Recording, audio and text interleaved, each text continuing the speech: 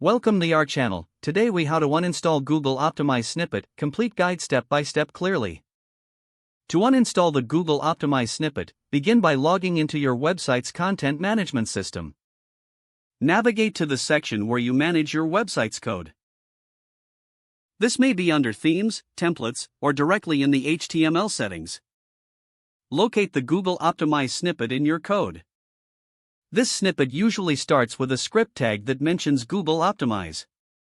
If you are using a tag manager, access your Google Tag Manager account. Find the specific tag that corresponds to Google Optimize. Click on it to open the tag settings.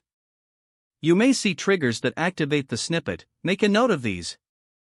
Next, remove the Google Optimize snippet from your website's code.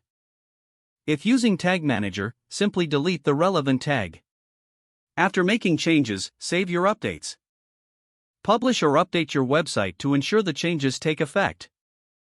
To confirm the uninstallation, use the Google Tag Assistant Chrome extension. Install the extension if you haven't already. Activate the extension on your website. Check for any remaining Google Optimize snippets. If no snippets are detected, you have successfully uninstalled Google Optimize. Consider clearing your website's cache to remove any old versions of your code. Review your website's performance to ensure everything functions as expected. Document the changes for future reference or audits. You have now completed the uninstallation process for the Google Optimize snippet. If the page does not load, refresh the browser or try again in a private or incognito window. Make sure you are using the correct email address, then retype it carefully to avoid small typos. If your password is not accepted, use the reset option and create a new strong password you can remember.